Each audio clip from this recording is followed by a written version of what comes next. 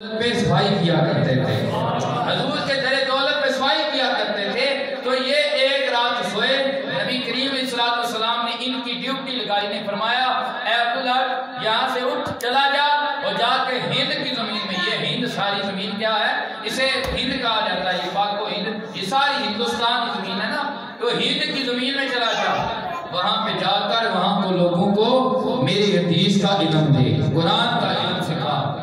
ایک رات ہوا، دوسری رات پھر حضور نے فرمایا، تیسری رات جب تو حضرت شاہ محقق نے عرض کیا یا سرکار علیہ السلام میں کیسے جا سکتا ہوں مدینہ چھوڑ کے، یہاں پہ روزانہ مجھے روزے کی زیارت ہوتی ہے۔ میرے حضور نے فرمایا تھا ہند میں جا کر تیرا کام ہے کہ تو دین کی تبلیغ کر، حدیث کا علم پڑھا، یہاں روزہ دیکھتا ہے وہاں تجھے روزے والا ملنے آیا ہے۔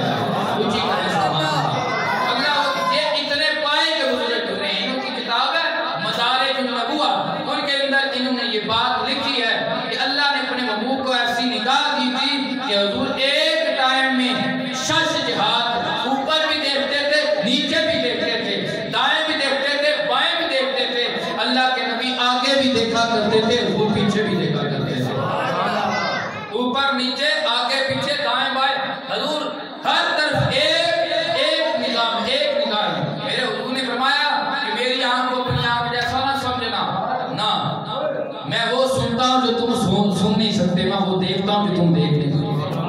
حضور نے فرمایا ان اللہ زوالی الارض، اللہ نے میرے لیے روئے زمین کو سمیٹ دیا ہے، فرائیت مشارقہا و مغاربہا، میں نے اس کے شرق کو بھی دیکھ لیا ہے، میں نے اس کے غرب کو بھی دیکھ لیا ہے۔ اور یہ تو میرے حضور کی نگاہ ہے نا، تو حضور کی آل پاک میں، حضور کے بچوں کے بچوں میں بچوں میں نام حضرت حضور غوث پاک کا نام ہے۔ حضور غوث پاک نے فرمایا نظر تو الہ بلاد اللہ جمن کہت لیکن علی حکم اتصال، میں اللہ کی مخلوق کو، اللہ کے شہروں کو، روئے زمین کو اس طرح دیکھتا ہوں جیسے ہتھیلی پہ رائی کا دانہ رکھ کے دیکھا جاتا ہے۔ جب حضور کے غلام کی نگاہ کا یہ عالم ہے تو مصطفیٰ کی نگاہ کا عالم کیا ہوگا؟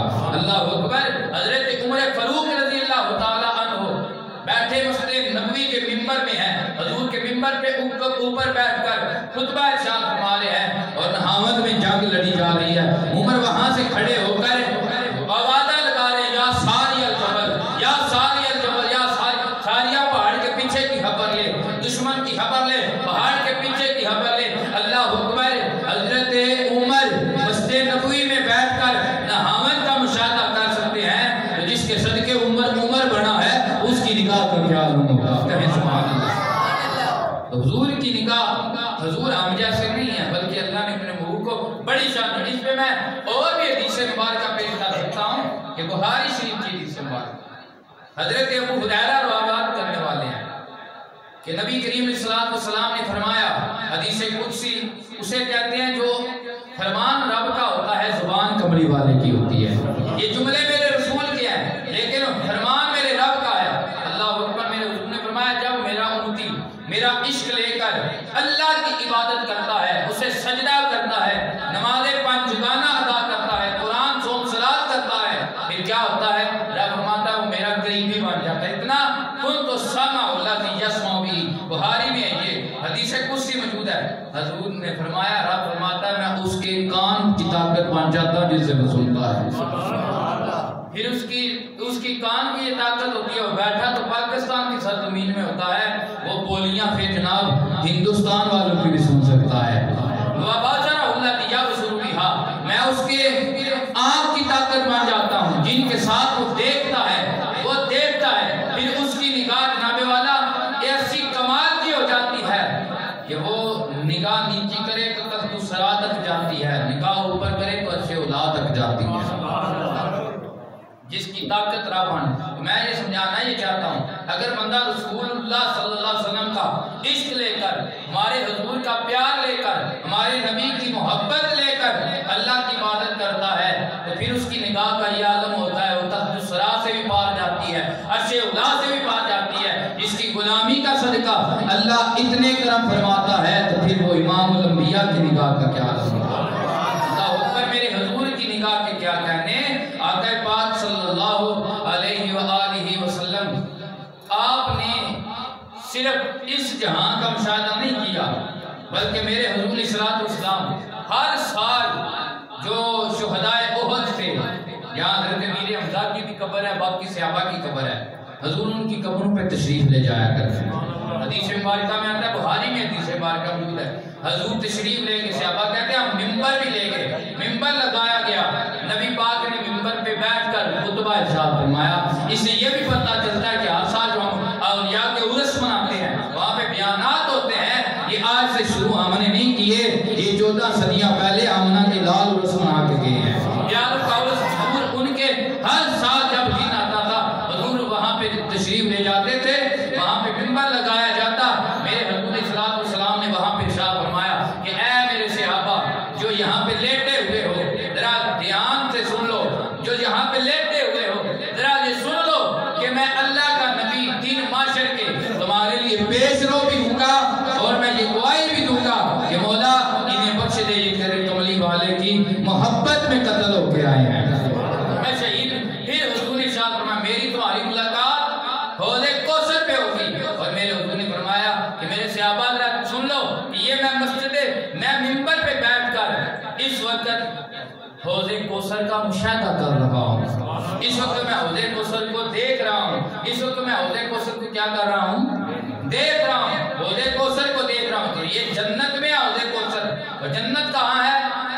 یہ عرش سے اوپر ہے اور یہ عرش سے نیچے ہے اور سدرہ سے اوپر ہے، جنت عرش سے نیچے سدرہ سے اوپر ہے۔ اللہ اکبر۔ آگے ذرا سنیں میرے رسول کی نگاہ کا عالم کیا ہے کہ حضور فرماتے ہیں کہ جس جانور پہ میں سوار ہو کے گیا دون البغال فوق الحمار، وہ جانور معراج کی رات جس جانور پہ مجھے سوار کیا گیا وہ خنجر سے چھوٹا تھا، گدھے سے بڑا تھا۔ حضور فرماتے ہیں اس کی رفتار کا یہ عالم تھا، جس جگہ پہ اس کی نظر ٹکتی تھی اس جگہ پہ اس کا پہلا قدم جایا کرتا تھا، جس جگہ پہ اس کی نظر جاتی تھی اس جگہ پہ اس کا پہلا قدم جایا کرتا تھا۔ اللہ اکبر۔ اب یہ دیکھیں کہ ہماری نظر، اب ہم دیکھتے ہیں کہ صفایا ہو تو ہماری نظر بہت دور تک جاتی ہے، لیکن ہمارا قدم ایک قدم بس جاتا ہے، ایک قدم ہمارا قدم جاتا ہے، یہ ہمارا قدم ہے۔ اب دوسری بات، حضور کی یہ سواری ہے، اس سواری کی رفتار کا یہ عالم ہے کہ حضور جس پہ سوار ہے جہاں پہ اس کی نظر جاتی ہے وہاں پہ اس کا قدم جاتا ہے۔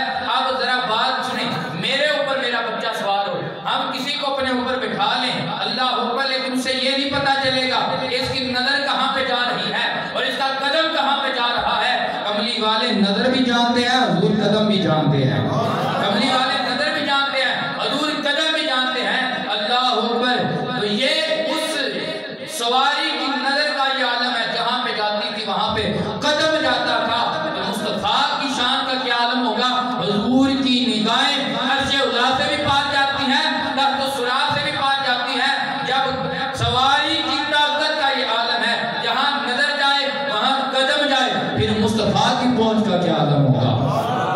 بندے کہتے ہیں کہ نبی پاک علیہ السلام سواری پہ سوار ہو کے گئے ہیں، باقی نبی بھی آگے استقبال کرنے گئے تھے، رستے میں بھی ملے تھے، اپنی قبروں میں بھی ملے ہیں اور بیت المقدس میں بھی ملے ہیں، لیکن حضور آگے گئے ہیں تو آگے وہی نبی استقبال کر رہے تھے۔ اللہ اکبر۔ تو وہ کیسے پہلے پہنچ گئے؟ ہم کہتے ہیں نبی جو ہے وہ نبوت کی رفتار سے گئے ہیں، ہمارے نبی نبوت کی رفتار سے نہیں، ہمارے نبی براق کی رفتار سے گئے ہیں، اور براق کی رفتار کی جہاں پہ انتہا ہوتی ہے وہاں پہ نبوت کی رفتار کی ابتدا ہوتی ہے۔ جب عام نبی کی نبوت کی رفتار کا یہ عالم ہے، پھر مصطفیٰ کی پہنچ کا کیا عالم ہوگا؟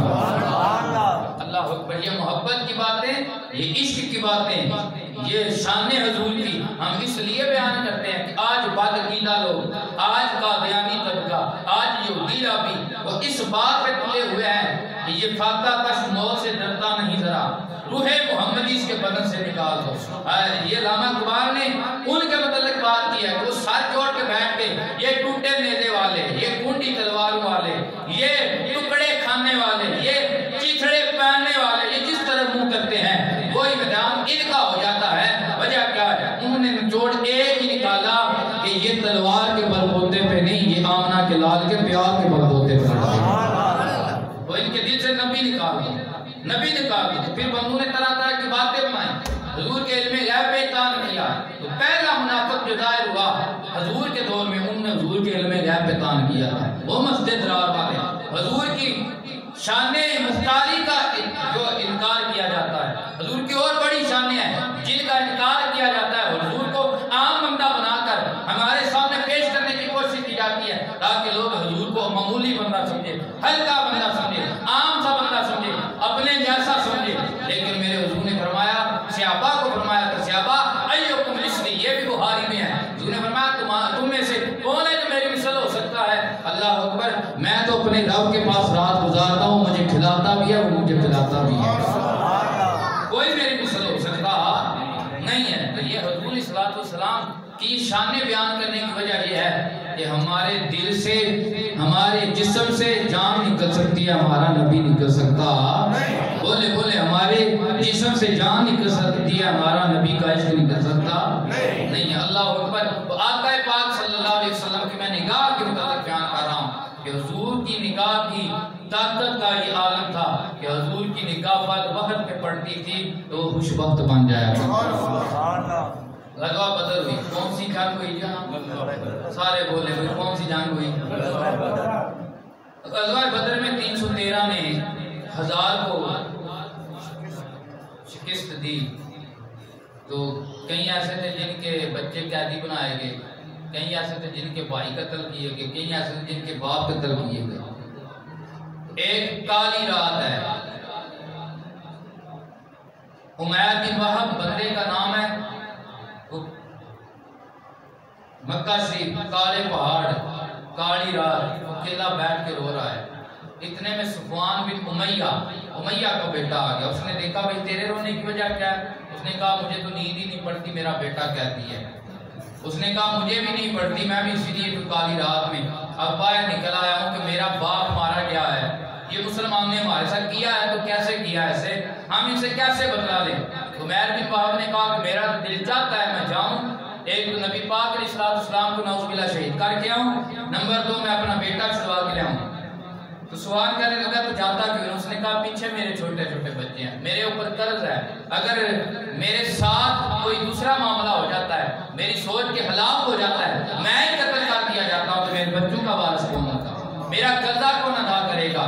صفوان نے کہا، اسے بھی بڑا غصہ تھا کہ انہوں نے میرا باپ امیہ مارا ہے تو میں بھی کسی طریقے سے بدلا لوں. اس نے کہا اے عمیر بن وہب، تیرا کام ہے جاننا، اگر تو قتل کر بھی دیا گیا تیرے بچوں کا بھار بھی میں اٹھاؤں گا، تیرا قرضہ بھی میں ادا کروں گا. اللہ اکبر. تو یہ عمیر بن وہب یہاں سے تلوار لے کر چل پڑا. دل میں 2 ارادے ہیں، ایک نبی پاک صلی اللہ علیہ وسلم کو شہید کرنا ہے، اور نمبر 2 کیا کرنا ہے کہ اپنے بیٹے کو چھڑوا کر لانا ہے. ان دونوں نے مشورہ کیا اور انہوں نے کہا یہ بات تیسرے کافر کو بھی پتہ نہیں چلنی چاہیے. آپس میں اتنا گوڑا مشورہ کیا کہ یہ بات کا بھید جو ہے تیسرے کافر کو بھی نہ ملے، اپنے بندے کو بھی نہ ملے، یہ تیرے میرے میں بس بات رہے. اللہ اکبر.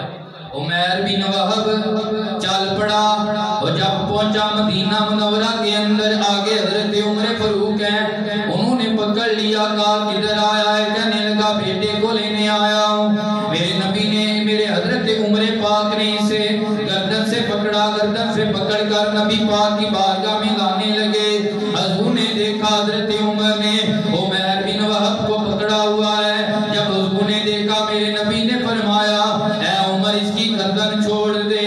عرض کیا آقا جی یہ تلوار لے کے آیا ہے، اس کا ارادہ اچھا نہیں لگتا ہے. میرے نبی نے فرمایا عمر اسے چھوڑ دے، نبی کی نگاہ جان رہی ہے یہ میرا فیصلہ کرنے آیا ہے یا محمد نے اس کا فیصلہ کرنا. عمیر بن وہب کو میرے حضور کی بارگاہ میں پیش کیا گیا. امام الانبیاء صلی اللہ علیہ وسلم نے فرمایا اے عمیر بتا کدھر آیا ہے، کون سے ارادے سے آیا ہے؟ عرض کیا یا رسول اللہ یا حبیب اللہ میں صرف ایک ارادہ لے کے آیا ہوں کہ میرا بیٹا کہتی ہے آپ کریم ابن کریم ہیں، آپ میرے بیٹے کو آزاد کر دیں گے. میرے نبی نے فرمایا عمیر ٹنڈی نہ مار، نبی ساری جانتا ہے، نبی ساری بات جانتا ہے. عمیر کہنے لگا نہیں واللہ میں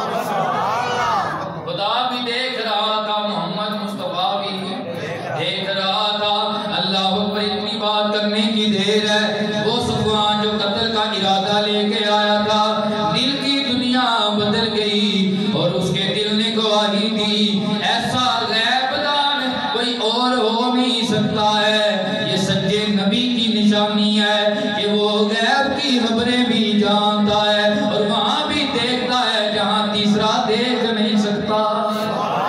اس طرف اٹھ گئی دم دم آ گیا اس نگاہ عنایت پہ مصطفیٰ جان رحمت۔ اس نے جناب اس کے دل نے گواہی دے دی کہ نبی غیب داں ہے، نبی دیکھنے والے ہیں وہاں پہ جہاں ہمارے پاس تیسرا بندہ نہیں تھا۔ تو یہ شان نبی کی ہو سکتی ہے۔ اللہ اکبر۔ یہاں پہ میں عقیدے کی بات سمجھانا چاہتا ہوں۔ آج بعض بندے کلمہ پڑھ کے یہ باتیں بناتے ہیں اور ممبروں پہ بیٹھ کر یہ کہا جاتا ہے نعوذ باللہ کہ نبی کی یہ شان نہیں ہے، کہ نبی پیچھے کی خبر رکھے، نبی مٹی کے پیچھے کی دیوار کے پیچھے کی خبر رکھے۔ نا نا نا، یہ تو کافروں کا بھی عقیدہ تھا کہ جو سچا نبی ہوتا ہے وہ وہاں بھی دیکھتا ہے جہاں کوئی اور دیکھ سکتا، جہاں کوئی اور دیکھ سکتا نہیں ہے۔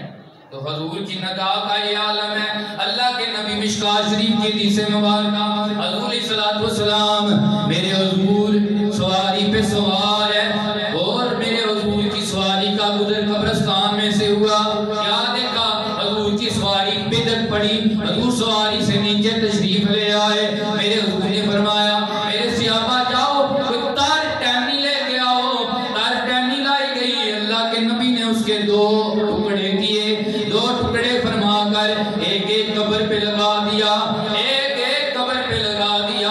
میرے حضور کی بارگاہ میں صحابہ نے عرض کیا آقا جی آج سے پہلے ایسا معاملہ نہیں دیکھا جو آج ہم دیکھ رہے ہیں۔ میرے نبی پاک نے فرمایا میرا گزر اس قبر سے ہوا ہے، میری سواری کو اللہ نے یہ چیز دکھائی ہے اور میں بھی دیکھ رہا ہوں کہ یہ دو قبر والے ہیں، ان پہ اللہ کا عذاب ہو رہا ہے۔ اور آگے حضور نے یہ بھی فرمایا کہ ان کے عذاب کا سبب کیا ہے؟ ایک بندے کے سبب یہ ہے کہ وہ چغلی کھایا کرتا تھا اور دوسرا بندہ پلیتی سے پاک نہیں رہا کرتا، پلیتی سے بچا۔ باجی نماز پڑھ لو، کپڑے پلیت نہیں، سوکھا جب آنا ہے 24 گھنٹے پلیت ہی نہیں ہے جی، کپڑے پلیت نہیں۔ تو یہ 24 گھنٹے کپڑے پلیت رہنا یہ عذاب کا سبب ہے۔ استغفر اللہ، توبہ کریں ایسی بات سے۔ کچھ پاک کرے کپڑے، دل پاک ہو تو پھر کپڑے بھی پاک کرنے ہیں۔ نماز پڑھے ایک بہانہ بس کپڑے پلیت ہیں یار، اور کوئی دوسری بات آتی نہیں۔ کیوں؟ تو کی کالے والے آخر میں یا پلیتاں جتے ہوندی نہیں نماز ہوتی پاکی دی حالت میں۔ تو کچھ مانو بھی پاک ہو، کچھ تان بھی پاک ہو، کہیں سبحان اللہ جی۔ تو حضور نے سبب بھی بیان فرمایا، حضور نے فرمایا کہ ان کی وجہ کیا ہے کہ ان کے اوپر عذاب ہونے کی ایک وجہ ایک پہ کہ وہ چغلی کھایا کرتا تھا، اور دوسرا بندہ کہ اس کا بکریوں کا ریوڑ تھا اور وہ پاکی ناپاکی کا خیال نہیں کیا کرتا تھا، بکریوں کا پیشاب اس کے کپڑوں پہ لگا رہتا تھا، اسے کوئی اس بات کا خیال نہیں رہتا تھا۔ تو یہ ناپاکی جو ہے یہ عذاب کا سبب بنتی ہے۔ ناپاکی جو ہے اس کی وجہ سے مصیبتیں آتی ہیں۔ ناپاکی جو ہے یہ اکثر جو لوگ ناپاک رہتے ہیں نا، جن کو جنات کا مسئلہ ہو جاتا ہے، یہ جن پہ کہ بعد شیواں ٹکر گیا نے، یہ اکثر ان لوگوں کو ٹکرتی ہیں جو لوگ ناپاک رہتے ہیں۔ جو لوگ پاک رہتے ہیں، درود پڑھتے ہیں، قرآن پڑھتے ہیں، 5 وقت باوضو رہتے ہیں، نماز ادا کرتے ہیں، پھر انہوں نے جین ٹکر دے، اے اونچی آنکھوں نہ جین ٹکر دے۔ اللہ اکبر۔ تو یہ مسائل ہمارے اوپر پلیتی کی وجہ سے بھی ہیں، اور دوسرا عذاب چغلی کی وجہ سے۔ کس وجہ سے ہے؟ چغلی کی وجہ سے۔ اس سے تو شاید ہمیں کوئی بچہ ہوگا۔ تو یہ ہم سب اس میں ملوث ہیں۔ دعا کریں اللہ ہمیں اس برائی سے محفوظ رکھے۔ تو بات یہ ہے کہ حضور کی نگاہ، ہم قبرستان سے گزرے تو ہم اس کا ظاہر دیکھتے ہیں، ہم دیکھتے ہیں کہ قبر کیسی بنی ہے، قبر کی کوہان کتنی ہے، قبر کے اوپر پتھر کون سا لگا ہے، لیکن اللہ کے نبی منو مٹی تلے قبر والے کا حال بھی دیکھتے ہیں۔ حضور قبر والے کا حال بھی دیکھتے ہیں۔ میرے حضور علیہ الصلوۃ والسلام کی نگاہ کا یہ عالم ہے کہ فضالہ بن عمیر بندے کا نام ہے۔ کیا نام ہے جی؟ سارے بولیں۔ اس کے دل میں حضور کا بغض تھا، اور ہر وقت یہ بھی اسی بات میں لگا رہتا ہے، وہ کہتے دا لگے کہ میں اللہ کے نبی نعوذ باللہ شہید کر دیا. ایک دن اسے مخبری ہوئی کہ اللہ کے نبی دن دیہڑا ہے، گرمی کا عالم ہے، حضور کعبہ اللہ کا طواف کر رہے ہیں. ظاہر بات ہے جب گرمی ہوتی ہے بندے کم ہوتے ہیں طواف کرنے والے. تو اس نے سوچا کہ اب میں بھی جاتا ہوں اور دا لگا، میں نیزے کا وار کروں گا، کام تمام ہو جائے گا، کسی کو پتہ بھی نہیں چلے گا. تو اس نے نیزہ اپنے لاڑ میں لے لیا. فضالہ بن عمیر چلنے لگا، رستے میں اس کی محبوبہ بھی بیٹھی تھی. اس نے کہا کہ آجا فضالہ، آج بیٹھ کر چار باتیں کر لیں. فضالہ نے کہا کہ میں ایک امر عظیم پہ جا رہا ہوں، جب واپس آؤں گا ہم بیٹھ کے باتیں بھی کریں گے. اللہ اکبر. فضالہ چل پڑا. جب مطاف میں اترا، فضالہ کہتا ہے کہ میں نے پورا ٹیوا لگایا ہے کہ نبی پاک نے مجھے پیچھے مڑ کے دیکھا نہیں ہے. کہتا ہے میں پیچھے اس طرح چلا جیسے بلی شکار کے پیچھے چلتی ہے. جب میں حضور کے قریب پہنچ گیا، اللہ کے نبی نے مڑ کے نہیں دیکھا. بس حضور نے سیدھا چلتے چلتے فرمایا میرے پیچھے چلنے والا کون ہے؟ کیا یہ فضالہ ہے؟ سبحان اللہ. کیا یہ فضالہ ہے؟ اللہ اکبر. فضالہ کہتے ہیں کہ میں حیران رہ گیا کہ مجھے یقین ہے اللہ کے نبی نے پیچھے مڑ کے دیکھا بھی نہیں ہے، لیکن حضور نے مجھے پہچان بھی لیا ہے. تو اتنے میں دل کی کچھ غالت اتر گئی. اتنے میں میرے حضور نے فرمایا فضالہ خیر سے آیا ہے. عرض کیا اے محمد بن عبداللہ، جتنا کعبہ تمہارا اتنا کعبہ ہمارا، جتنا مطاف تمہارا اتنا مطاف ہمارا. ہم جب دل چاہے ہم طواف کرنے آئے، میں بھی طواف کرنے آیا ہوں. جب اتنی بات ہوئی نا، میرے نبی نے فرمایا فضالہ جی طواف کرنا یہ تے نیزے لڑ بھی چھپا کے نہیں لیا ہوئی تھے. اتنی بات کرنے کی دیر تھی. میاں صاحب کہتے ہیں لگ گئی چوٹ پھر محبت والی، پھر عشق نشے وچ آیا. تن من دن تیری خبر نگاری، ایسا تیر عشق چلایا.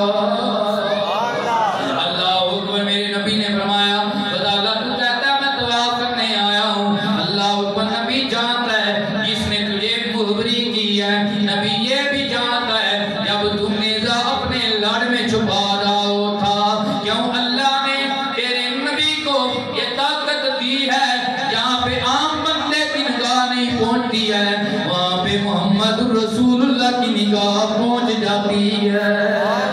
اس طرف اٹھ گئی دمے دمے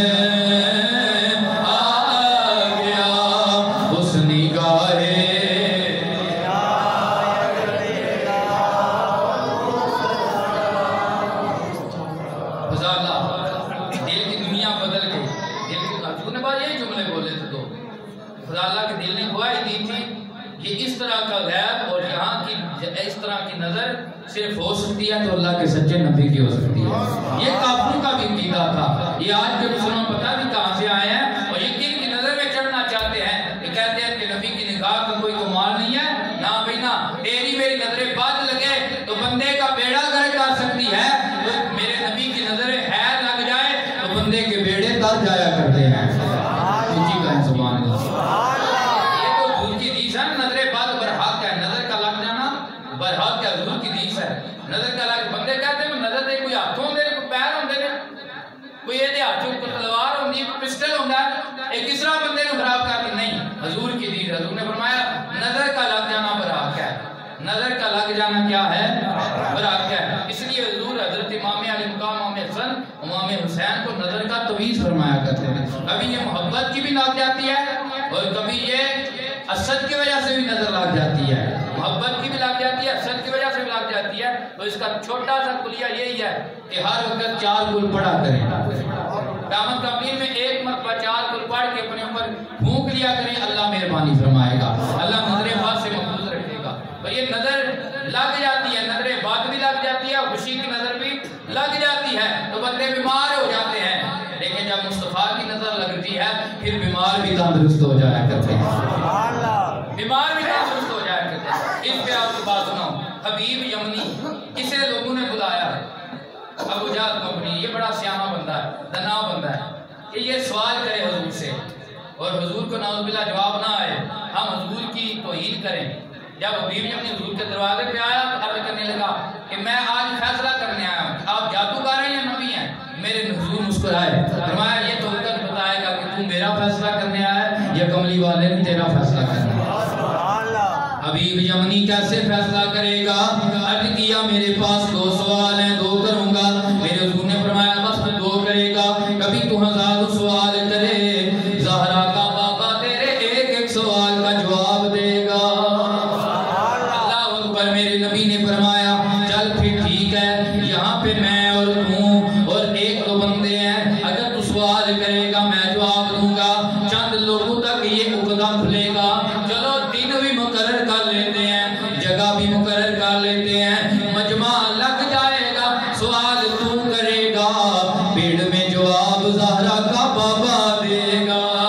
اب مجمع لگ گیا اور دن مقرر ہو گیا، اللہ کے نبی نکلے، حضور تشریف لائے کوئے ابو قبیس پہ۔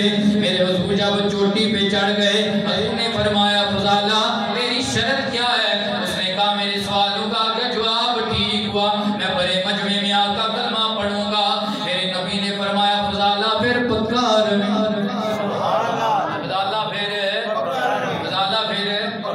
فضالہ اپنی بات پہ ڈٹے رہنا، اپنی بات کر کے پھر نہ جانا، کیونکہ ابو جہل کا دوست ہے، ابو جہل تیرا دوست جو ہے ان غلہ ہے، یہ بات کر کے پھر جاتا ہے۔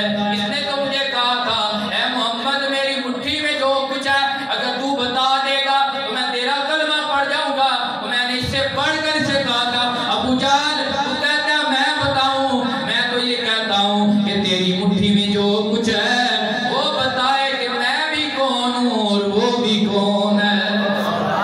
یہ پھر بھی پھر گیا تھا، اس لیے تجھے کہہ رہا ہوں کہ بات پہ پکا رہنا، بات پہ ڈٹ جانا یہ مردوں کا کام ہے۔ حبیب یمنی کہنے لگا بے شک میرا اس سے جرانہ ہے لیکن میں اس طرح کا نگلا بندہ نہیں ہوں، میں اپنے قبیلے کا ستار آدمی ہوں، میں بات والا بندہ ہوں، میں اپنی گردن دے سکتا ہوں لیکن اپنی بات سے پھر نہیں سکتا ہوں۔ اللہ اکبر حضار۔ پھر حبیب یمنی نے کہا میرا پہلا سوال یہ ہے کہ بندے آپ کو جادوگر کہتے ہیں، جادوگر کا جادو زمین پہ چلتا ہے، اگر آپ اللہ کے سچے آخری نبی ہیں، ہم نے آخری نبی کی یہ شان پڑھی ہے کہ اس کی حکومت خدا کے فرش پہ بھی ہوگی، اس کی حکومت خدا کے عرش پہ بھی ہوگی۔ اگر آپ سچے نبی ہیں تو یہ جو چاند آج اپنی چاندنی بکھیر رہا ہے اس کو توڑ کر قدموں میں لا دیں۔ میرے نبی نے فرمایا فضالہ پھر پکا نبی، نبی دی انگلی اٹھا رہی ہے، فضالہ پکا رہنا، نبی کی انگلی اٹھنے لگی ہے، حضور نے انگلی اٹھائی، اشارہ ہوا، قرآن دعا بنا اقتربت الساعہ وانشق القمر، لوگوں قیامت قریب آ گئی ہے۔ ربا دلیل کیا ہے؟ فرمایا دیکھو شارع مصطفیٰ پہ چاند ٹوٹ کے قدموں میں آ گیا ہے، چاند ٹوٹا ادھر چاند ٹوٹا، ادھر جو حبیب یمنی دل میں سوال لے کے آیا تھا اس کے دل سے کفر کا تالا ٹوٹ گیا، آیا میرے نبی کے قدموں میں ہاتھ جوڑ کے عرض کرنے لگا قلب میرے تے چندرا چڑیاں کنجی سائیاں ہاتھ تیرے نام اللہ دا لا دے جندیرا ہونے لو لگے تن میرے۔ میرے نبی نے فرمایا پھر اگر تو چاہتا ہے پڑھ پھر لا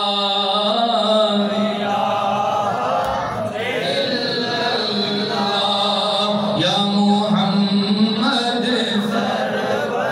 اونچی آواز میں کلمے کا ذکر کریں یا محمد سرور، ایسے کلمے دراز نیاز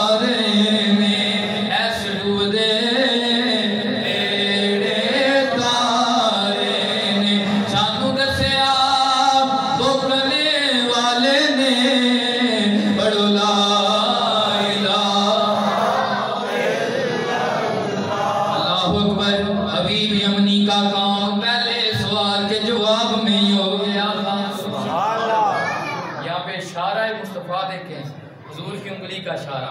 کس کا اشارہ؟ بولو یا کدھا اشارہ؟ انگلی کا اشارہ. یہ طاقت کا اندازہ میں تو لا سکتے پھر ہاتھ کی طاقت کا کیا عالم ہوئے گا. بھئی ہاتھ کی طاقت نہیں لا سکتے بازو کی طاقت کا کیا عالم ہوئے گا. بازو کی طاقت لا سکتے نہیں تان کی طاقت کا کیا عالم ہوئے گا. وہ ایک تان کا اسی اندازہ لا سکتے نہیں پانچ تان کی طاقت کا کیا عالم ہوئے گا. یہ آنکھوں محبت آلیو.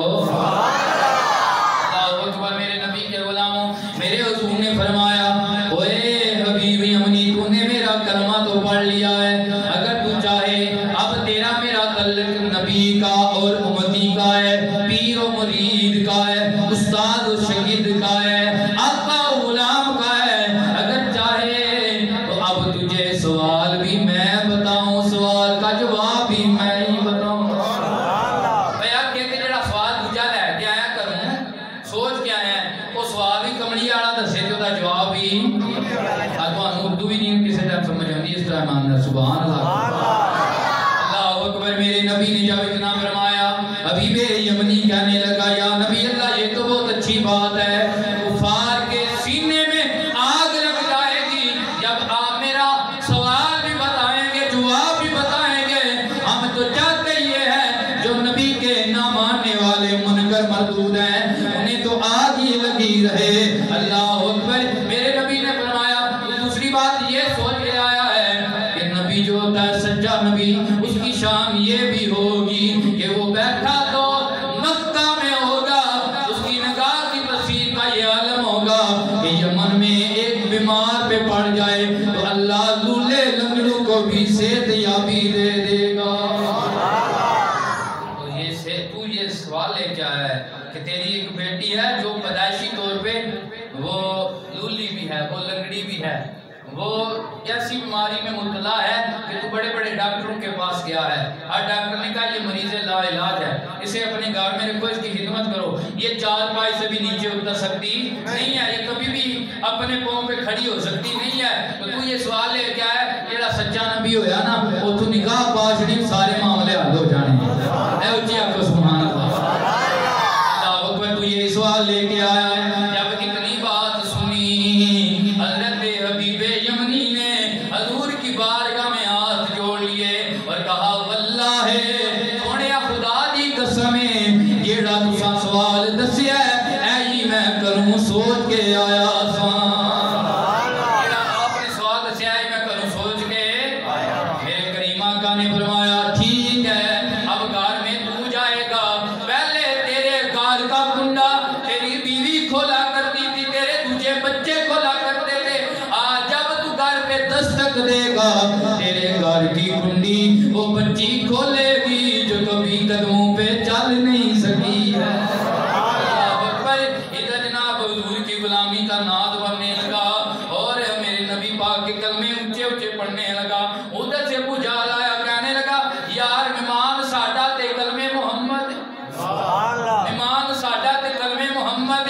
حضرت حبیب یمنی نے کہا تم تو بدبخت کے بدبخت ہو, میں تمہیں زیادہ دلیلیں نہیں دینا چاہتا. میں تو بس تمہاری آنکھ میں آنکھ ڈال کر یہ فخری انداز میں اللہ کا شکر ادا کرنا چاہتا ہوں کہ بلندی پہ اپنا مقام آ گیا ہے, بلندی پہ اپنا مقام آ گیا. میرا انہیں کے منگتوں میں نام آیا, کرم آج بالائے بام آ گیا ہے. بڑو کرم آج بالائے بام آ گیا ہے. زباں پہ محمد یہ گنگناتے ترانے حضور کی غلامی پہ فخر کرتے ہوئے حبیب یمنی گھر گیا. دروازہ جب کھٹکھٹایا آج وہ آئی تھی جو کبھی چار پیسے خود نیچے اتری نہیں تھی. حبیب یمنی نے بیٹی کو سینے لگایا. ویسے بھی باپ کو بیٹی بڑی پیاری ہوتی ہے, بیٹی کا باپ سے بڑا پیار ہوتا ہے. سینے لگایا, فرمایا میری بیٹی تجھے کون لے کر گیا؟ اس ڈاکٹر کے پاس لے کے گیا. میں بڑے بڑے ڈاکٹروں کے پاس گیا تھا, ہر ایک نے مریض لا علاج کا پرچہ لکھ دیا تھا. ماں لے کے گئی, بھیا لے کے گیا. بیٹی کہنے لگی ابا جی میں کسی ڈاکٹر کے پاس نہیں گئی، مدینے والے طبیب نے نگاہ پائی ہے، مدینے والے طبیب نے نگاہ ڈال دی ہے، یہ اس کی نگاہ کا اثر ہے۔ اللہ نے میرے تن کی بیماری دور کی ہے، سونے نے مجھے کلمہ پڑھایا ہے، رب نے میرے من کی بیماری دور کی ہے۔ بلندی پہ اپنا مقام آ گیا ہے، بلندی پہ اپنا، بابا شیعہ یہ اونچی پڑھو، میں دو تقریرہ کرنی، بلندی پہ اپنا میرا آئینے کے منگتوں، حضور کی نگاہ، حضور بیٹھے تو مکہ میں ہے، وہاں سے حضور نے نگاہ ڈال دیا، بیوی امی کے پاس بیٹھے ہیں، حضور کی نگاہ میں یہ اثر ہے، وہ جسے ڈاکٹر کہتے تھے وال ہو سکتی نہیں، کمڑی والے اتھوں نگاہ پا کے وال کر چاہیے، اتھوں نگاہ پا کے، یہ حضور کی نگاہ کا اثر ہے۔ اس میں بہت ساری باتیں کی جا سکتی ہیں، دعا ہے اللہ کریم ہمیں حضور کی عشق اور غلامی عطا فرمائے، حضور کی محبت میں ہمیں زندگیاں گزارنے کی توفیق عطا فرمائے، ہمیں جمعہ نماز جمعہ باوقت حاضری کی توفیق عطا فرمائے، نماز پانچ گانا ٹائم پہ پڑھنے کی توفیق عطا فرمائے۔